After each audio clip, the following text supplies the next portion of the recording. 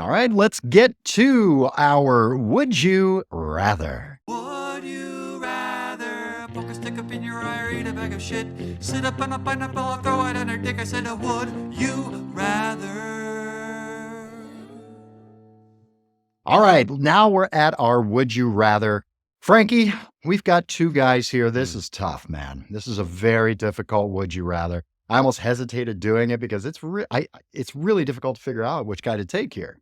But these guys are literally back to back. They're right there in the second round waiting for you. We've got Derrick Henry and Travis Etienne. Derrick Henry of the Baltimore Ratbirds, the Ravens.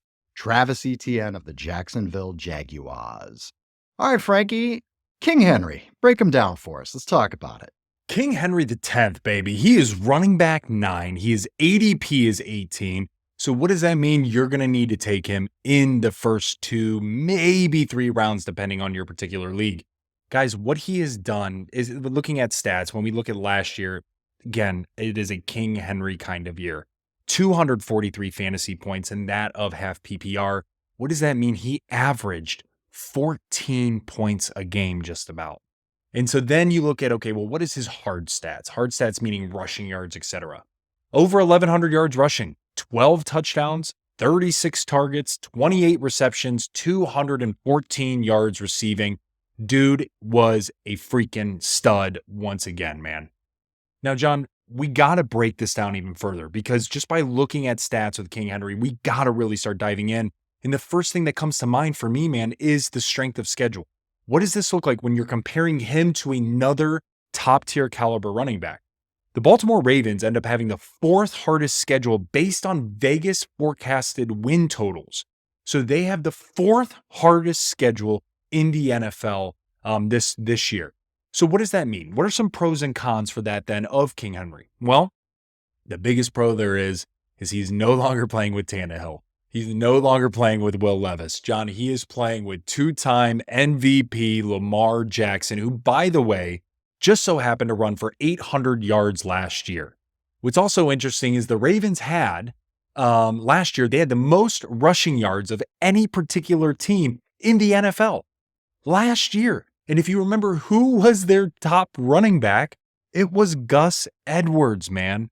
And so when you're layering on King Henry and swapping him for Gus Edwards, that's like, I mean, do you want 5 guys or do you want a steak dinner filet from, Marble Room in Cleveland, right? So completely different tiers here, man. So then we layer it, break down the onion even further here. He's going to a way better offensive line unit, man. Last year, the Titans' offensive line was terrible, absolutely pathetic. And so now you're going to an offensive line again to where they already had the number 1 rushing team in the NFL. In addition, man, Derrick Henry still led the league with the most rushing attempts. How crazy is that? Led the league with the most rushing attempts. And over the last 6 years, he's never had less than double-digit touchdowns. Here's what's crazy. The last 6 years, never less than double-digit touchdowns. That includes his 8-game season in 2021 where he got hurt. He still had 10 touchdowns. John, what this dude is doing is nothing short of incredible. What he's done for the Titans, and now he's going to be able to bring that to that of the Ravens. Okay, cool. What's a con for him then? Well, the biggest con that I can see, man, is number 1, Lamar. As much as I said that is a pro, it could slightly be a con. And I say that because Lamar is a rushing quarterback, could certainly take some of those rushing attempts, whether it's around the goal line or even in short yardage formats. Lamar does really well because he's so shifty. The other key call out is the defenses that Derrick Henry played against when he was with the Titans. Much different caliber than that of the AFC North.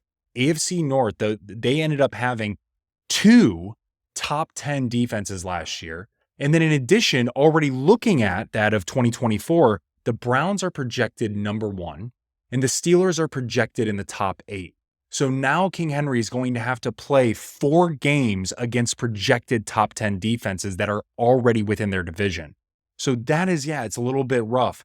But overall, man, am I a big fan of King Henry. He's a stud, man. I mean, it's a new face in a new place. It's always a risk when an aging running back goes to a new team. Always. But man, I've been calling for the end of Derrick Henry for like 3 years now, man, and it just hasn't happened.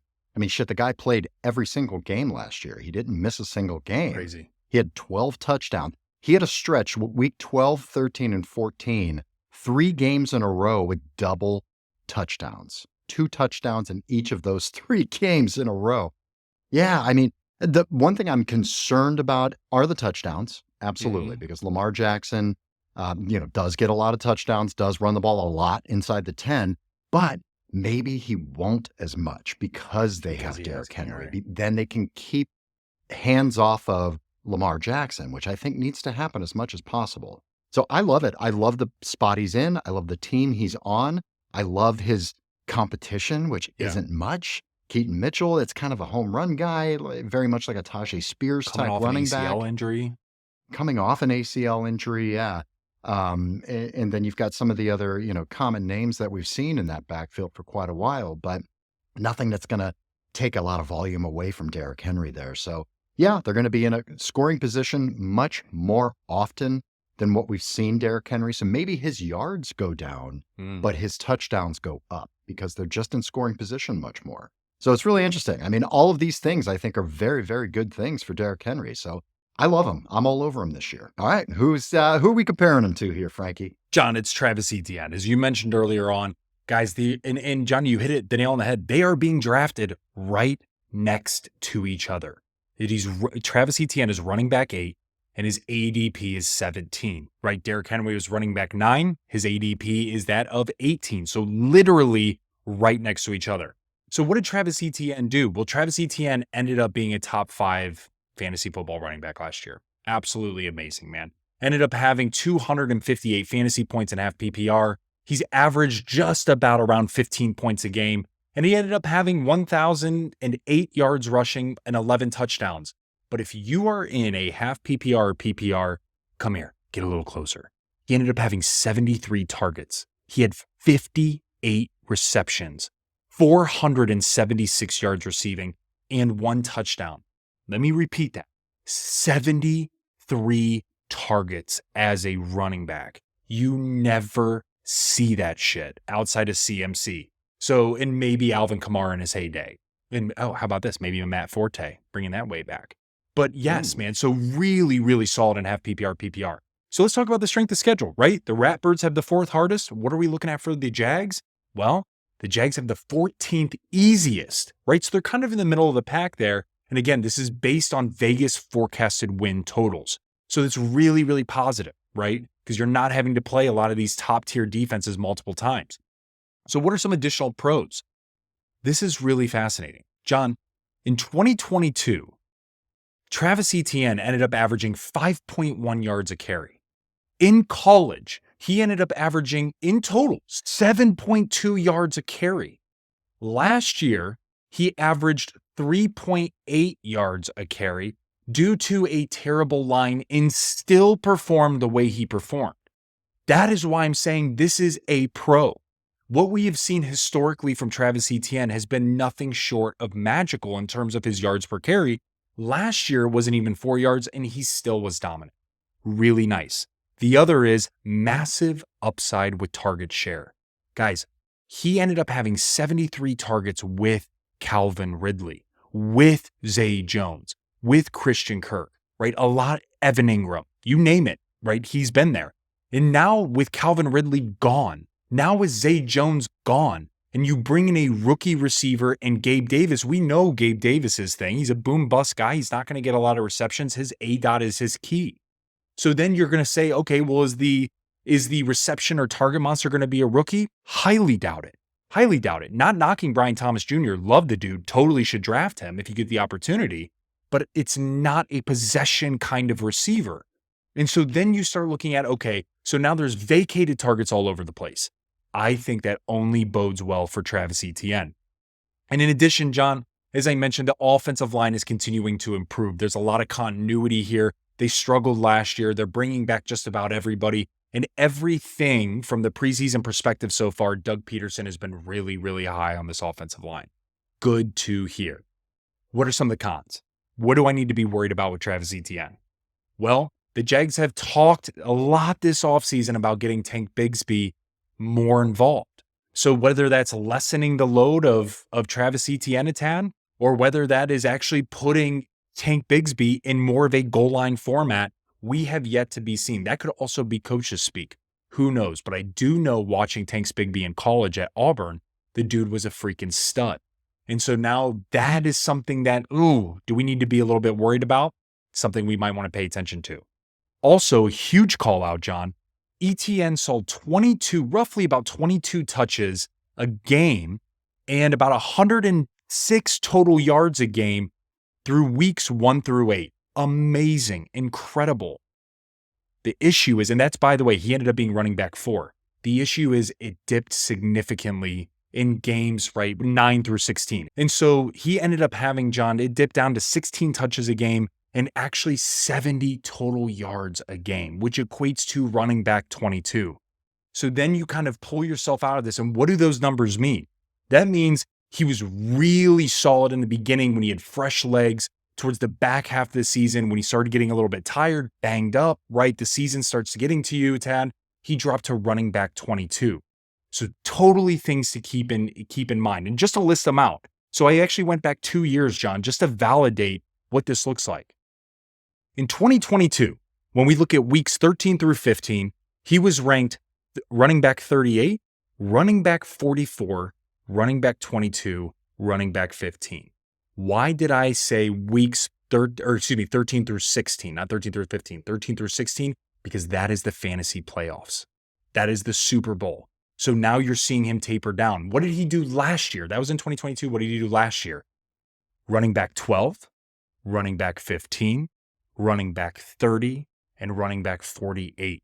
That is not making me warm and fuzzy inside when you start seeing your second round draft pick right now being tapered down significantly in the back half of the year toward your playoff. So John, all in all, I love both of these guys. But for me, man, it's easy when we start breaking this down. I get Travis Etienne was a top 5 running back last year. Hats off to you. I get that Derrick Henry is King Henry and will always be. For me, man, I am going with Derrick Henry. I'm going with the upside of an offensive line that already had the most rushing yards last year. They're adding a significant piece in King Henry that is totally different than that of Gus Edwards. And King Henry gets stronger throughout the year. So when you're going into your playoffs and you're going down the stretch and the weather gets cold and it gets really tight and things like that, you know you can lean on that of Derrick Henry towards your potential fantasy playoff and hopefully what would be your Super Bowl. What are your thoughts, man? It's a really tough one for me. I was actually looking at their playoff schedules, and yeah, I mean they're both about the same here. Yeah, I mean looking at Travis Etienne, these guys are so similar in stats and everything, believe it or not, and situation, even though they're very different players. But I mean, Travis Etienne played every single game as well last year. 11 touchdowns to Derrick Henry's 12. Actually, he had 12 touchdowns if you count the receiving touchdown. The receiving touchdown, yeah. Also had 3 games in a row with 2 touchdowns. Exactly just like Derrick Henry did. So it's really interesting. I think mine is going to be contingent. I think in a standard league, non-PPR, I'm taking Derrick Henry, and I'm not even thinking twice about it. It's not even close in my mind. But in a PPR, full PPR, I'm absolutely taking Travis Etienne. I will switch based on the format, and that's something you guys really need to pay attention to. What about half? Half PPR? Come on, put your stamp on it, Johnny. Who are you Toss a going coin, with? man. Come on. I think I would much rather anchor my team with a Travis Etienne. Okay, If we're talking about a half point PPR, and I'm staring at, this is going to be probably my RB1. I go very heavy typically in these drafts with running or receivers in the first round or two. So this likely to be my running back 1. I'm just going to take a little bit more youth. I'm going to take a little bit more in the passing game. Even though I think Derrick Henry's going to have an excellent season, and I do love him, but I do steer more towards Travis Etienne and a half point or full point PPR. In a standard league, I'm taking Derrick Henry. Love it.